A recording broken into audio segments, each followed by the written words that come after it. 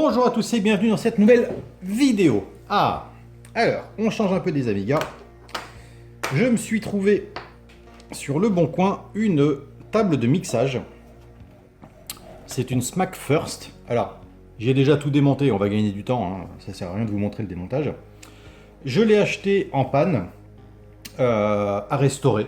Voilà, donc je l'ai eu pour une cinquantaine d'euros, ce qui est à peu près raisonnable.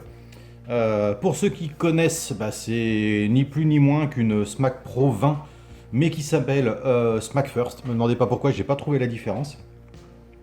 Donc Smack, c'était des tables de mixage des années 2000, celle-ci est de 99. C'est increvable, c'est de la tôle, de la vraie tôle, ça pèse. On va le voir sur la PCB, c'est conçu vraiment comme du matériel électronique de l'époque. C'est réputé increvable, c'est réputé extrêmement vif. C'est-à-dire que quand vous mixez avec, que ce soit au niveau du crossfader ou des faders, le crossfader permet de passer de la platine de droite à la platine de gauche au centre, vous avez les deux en même temps. Et donc ici vous avez les faders, là il n'y a pas de son, là le son est à fond, là le son est à fond. Si les deux sont à fond et vous êtes au milieu, vous avez les deux platines en même temps. Si celui-ci est en bas, vous pouvez déplacer le crossfader comme vous voulez. D'un côté il y aura du son, de l'autre côté il n'y aura pas de son.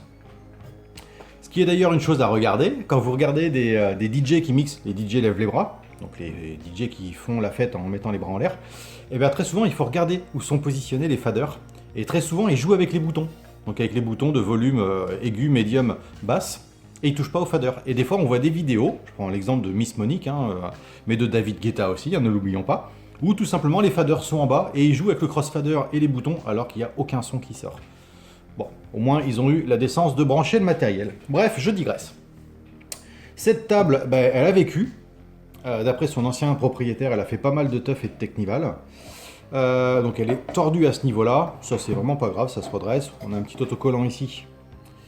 Que j'enlèverai pour récupérer la déco d'origine, même si elle est vraiment pas belle. Là, éclair, je sais pas ce qu'ils ont fait. D'habitude, c'est toujours des tables noires. Là, ils ont fait un truc un peu moche. On va repolir le plastique qui est là. En même temps, il est un peu jauni et un peu sale. C'est normal, ça vieillit avec le temps.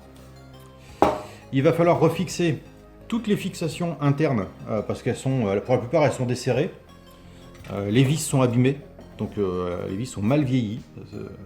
Bon, je vais quand même les remplacer, ce sera plus joli. Donc pour ça, je vais tout démonter. Je suis obligé de dessouder le fil de masse qui est là.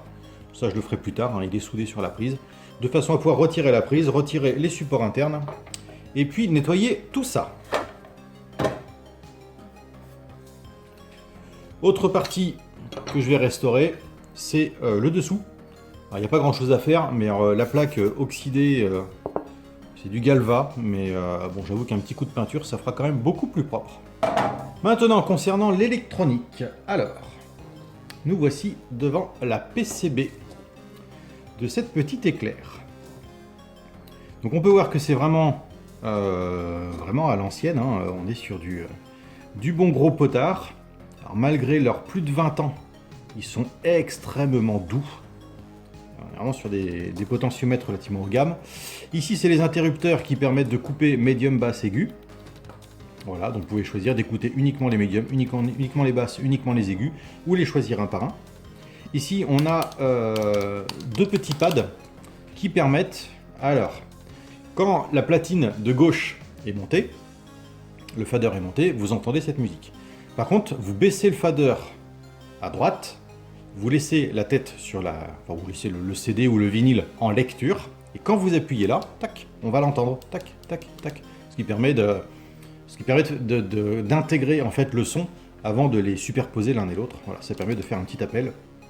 C'est pratique. Moi j'en ai deux. Le deuxième est abîmé, les supports sont cassés. Donc il va falloir les restaurer pour que ça puisse se remettre ici. Au niveau de l'arrière de la plaque, pareil, on voit que c'est de la belle construction. On est sur une PCB qui est très épaisse. Voilà, ça sent vraiment la bonne qualité. Je vois qu'il y a 2-3 options qui n'ont pas été mises. Et visiblement, c'est que des condensateurs, donc ça doit pas avoir vraiment d'importance pour moi. Ici, le vumètre. Alors, je le trouvais jauni. Je me suis dit, il a dû jaunir avec le temps. Pas du tout, c'est livré comme ça d'origine. Donc, on laisse comme ça. Au niveau des connectiques de sortie, c'est uniquement du RCA. Il a quand même une sacrée tablée.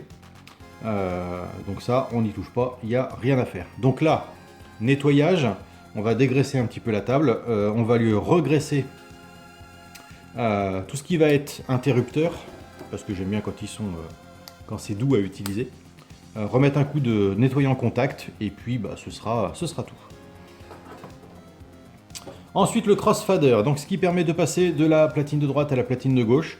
Lui, il est en bon état, par contre, il est un peu sec. Voilà, le bruit d'un crossfader un peu sec. Ça, c'est pareil, on va le voir. Nettoyage à l'alcool isopropylique et regraissage derrière pour que ce soit tout doux. Maintenant, la panne principale, elle vient de là.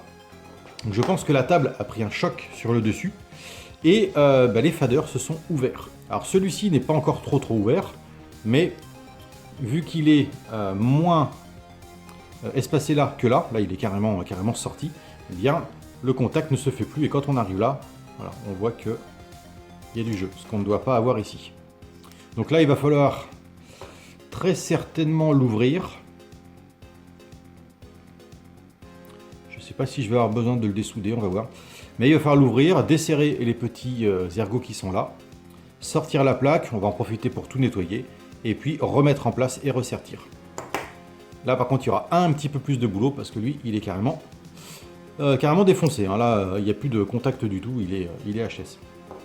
J'ai deux solutions, soit je les répare, ce qui me semble tout à fait plausible et possible, soit j'en achète des neufs, alors bah, ça va de 50 à 5 euros, voilà, au choix. Sachant que j'ai trouvé les mêmes, à 5,70 € je crois, qui sont bien des ALPS. Voilà, ceux que j'ai trouvés en neuf sont marqués aussi ALPS, fabriqués au Japon. Donc je ne sais pas, on va essayer de faire fonctionner cela, et puis on verra si on le remplace ou si on reste là-dessus. Là, une bonne grosse dose de produit à vitre pour bien nettoyer. On laisse tremper, ça lui fera pas de mal. Bien, voyons voir ce que nous disent ces faders. Alors, on va prendre le plus abîmé en premier, c'est celui-là. Celui-là, il est carrément déboîté. Je pense que c'est pas très compliqué à ouvrir.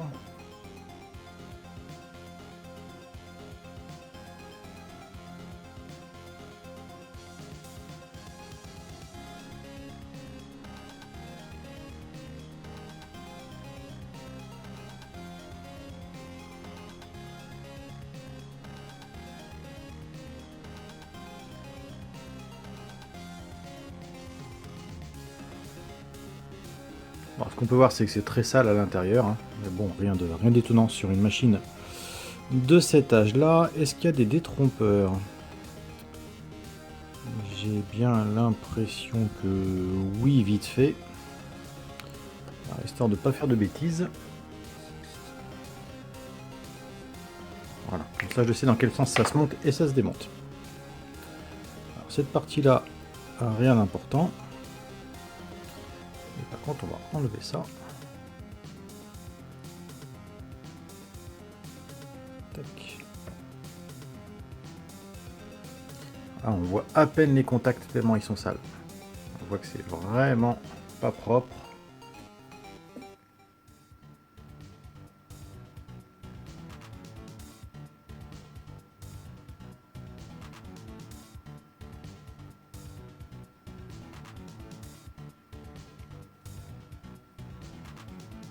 Mais rien de grave.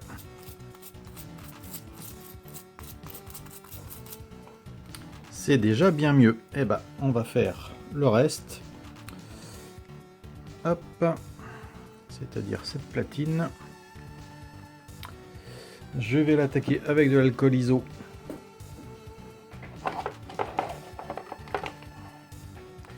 Et des cotons-tiges. Hop.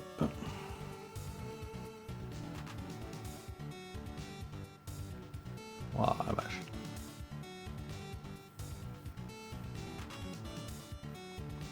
Ok.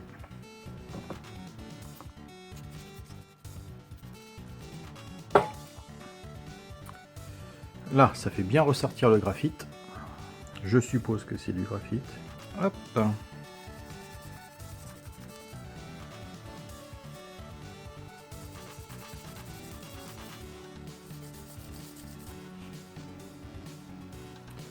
déjà bien mieux.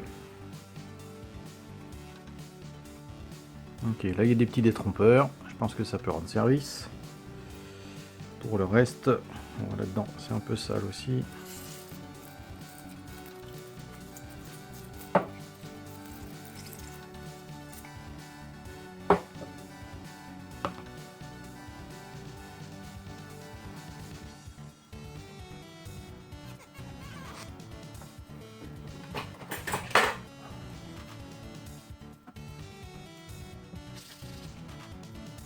Ok. Donc normalement, si ça se met là, ça se met là. Voilà, ça doit se remboîter comme ça. Et du coup, ça coulisse tout seul. Alors maintenant, comment est-ce que c'était censé... Est-ce que ça, c'était rabattu sur la platine? Alors là, je n'en sais rien. Donc je vais réécarter ça comme à l'origine. Ou alors je vais carrément le sertir, ce sera peut-être plus simple. Parce qu'il y a quand même pas mal de déformations. Hop. Ah, sur le deuxième par contre ça a l'air beaucoup moins cool. Pourtant c'est celui qui était le moins abîmé. Mais il y a une lamelle qui est cassée. Et mince. Ouais. Bon, mais celle-là elle est morte. Eh ben on se prend pas la tête. On va commander 2 faders tout neufs. Ça sert à rien de s'obstiner là-dessus. De toute façon la languette est cassée donc il n'y aura plus jamais de contact. Allez, suivant. Bon, tout ce qui est petit bouton, c'est quand même un peu sale. Un peu de produit à vitre. Ça marche très très bien. On laisse agir, bon allez, 2 petites heures. Et on va passer ça au bac à ultrasons.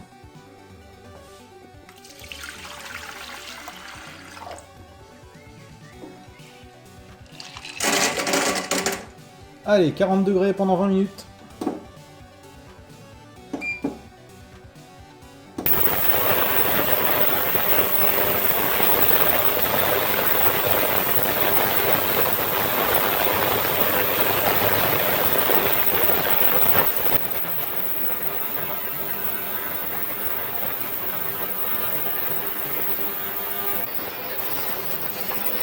Hop là. Hop, ils sont arrivés.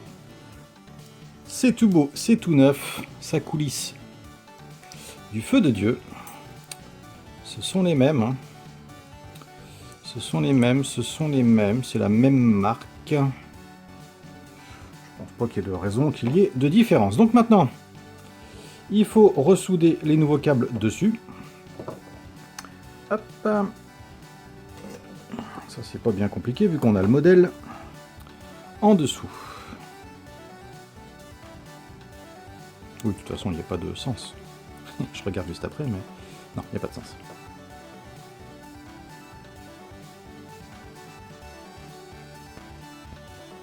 Ça sent le vieil étain comme à l'école. Hop là. Alors. Hop.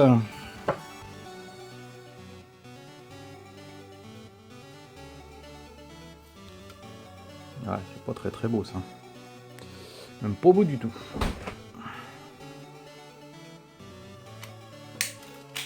Tac.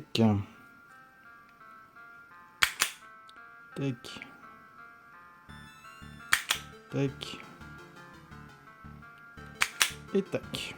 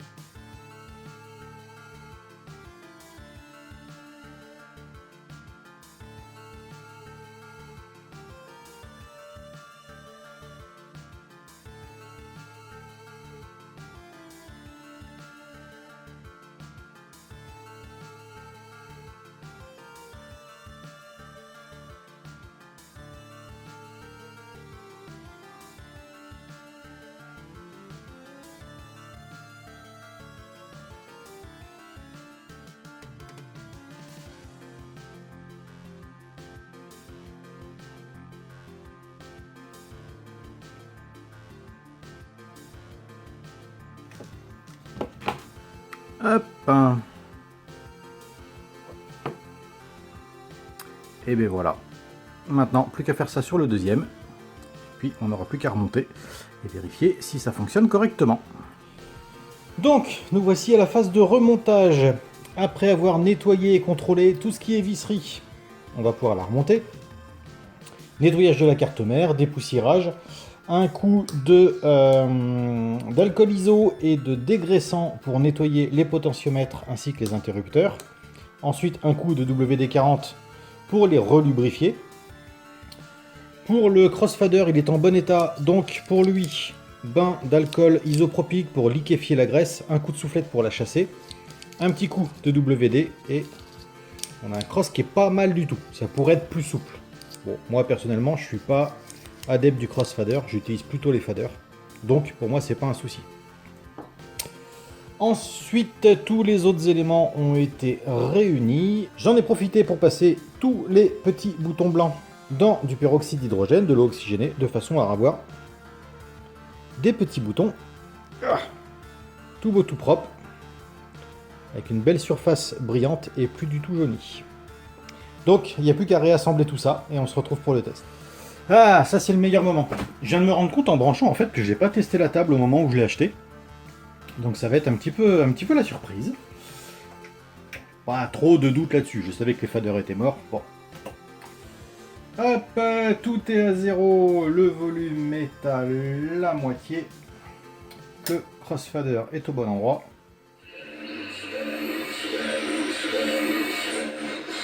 Ça grésille pas.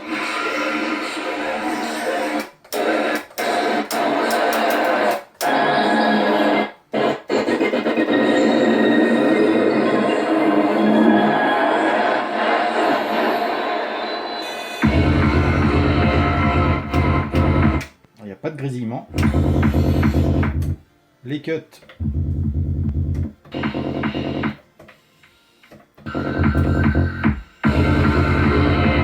Les cuts fonctionnent. On va regarder sur la deuxième platine. Hop, même chose.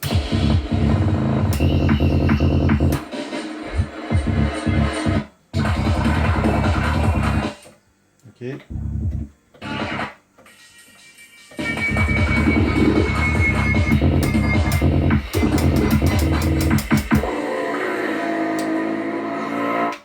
Ah bah c'est parfait ça. Il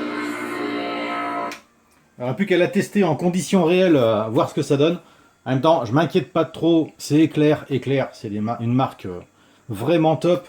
En termes de DJ, quand vous êtes un peu du genre brutal, hein, qu'on mixe un peu hard tech, hardcore, on a envie que ça tape et on a envie que ça réagisse, que ce soit extrêmement vif. Eclair là-dessus, ils sont vraiment top de chez top. Voilà, bon bah cette table est réparée. Je vais quand même l'utiliser quelques temps avant de crier victoire. Ah, le casque d'ailleurs. Non. Le casque fonctionne, ça, ce n'est pas gênant. Voilà, donc je vais la tester quand même quelques temps, histoire de me faire plaisir avec. Puis après, bah, je verrai, parce que du coup, est-ce que j'en ai forcément besoin? Ou alors, est-ce que j'en achète une autre pour refaire un petit travail de restauration? Ah, je sais pas. Voilà. Bon, merci d'avoir regardé cette vidéo, et je vous dis à très bientôt. Ciao!